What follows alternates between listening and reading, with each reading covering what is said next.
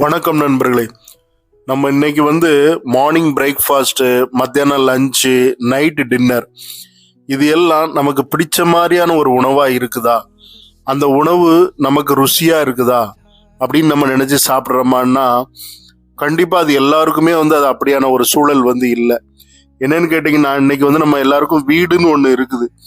அந்த வீட்டில் அம்மா, உறவினர்கள், நமக்கு என்ன நம்மளை சார்ந்தவங்க, ஒரு மனைவியோ, ஒரு அம்மாவோ, ஒரு அக்காவோ, இவங்க உணவு பரிமாறும்போது உணவு நமக்கு ஏத்த மாதிரி, இந்த பையனுக்கு இந்த மணிகண்டனுக்கு இது பிடிக்கும், இந்த தம்பிக்கு இது பிடிக்கும், என் ஹஸ்பண்டுக்கு இது பிடிக்கும்னு பிடிச்சதை செய்வாங்க.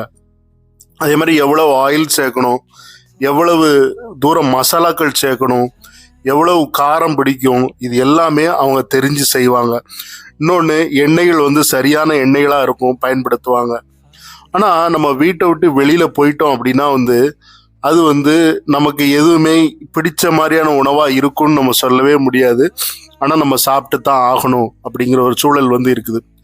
நான் இன்னைக்கு எதை பத்தி சொல்ல போறேன்னா, அதாவது பிடித்த மாதிரியான உணவுகளை சாப்பிடும்போது அது ஒரு மனசுக்கு ஒரு தெம்பையும், அதே சமயம் அந்த உணவு உங்க உடல் அது கேக்குது, இந்த இந்த இந்த உணவு வேணும் அப்படின்னு சொல்லி கேக்குதுன்னா அதுக்கு ஒரு சத்து குறைபாட்டினாலதான் அது கேக்குது அப்படிங்கிறத நீங்க எல்லாரும் அறியணும்.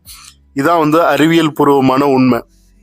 இப்ப நான் என்ன சொல்ல வரேன்னா, நமக்கு இப்போ ஒரு உருளைக்கிழங்கு வச்சு ஒரு ஃப்ரை பண்ணி நமக்கு சாப்பிட்றது பிடிக்கும் அப்படின்னா அது ஒரு ஒரு தேடல். நம்ம உடலுக்கு அந்த உருளைக்கிழங்குடைய சத்து தேவைப்படுது.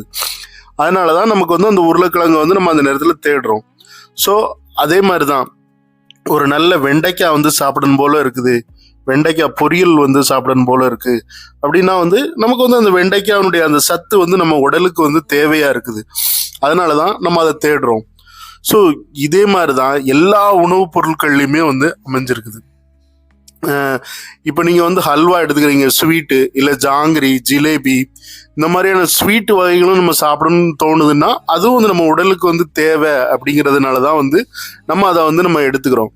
ஸோ அதனால என்னைக்குமே பிடித்த உணவுகளை மனுஷங்கள் சாப்பிட ஆரம்பிக்கணும். ஏன்னா அப்பதான் அந்த உணவு தேவைங்கிற போய் தான் நீங்க அதை பிடிக்குது உங்களுக்கு, இல்லைன்னா பிடிக்காது. அதுக்காண்டி எல்லாருமே டெய்லி ஒரே உணவை சாப்பிட போறது இல்லை, வித்தியாசமா தான் நம்ம சாப்பிட்டுக்கிட்டு இருக்கோம். இருந்தாலும் பிடித்த உணவுகளை நெருக்கமா டெய்லி கூட சாப்பிட்றதுல தவறு இல்லை அப்படிங்கிறது தான் ஆய்வுகள் சொல்லுது.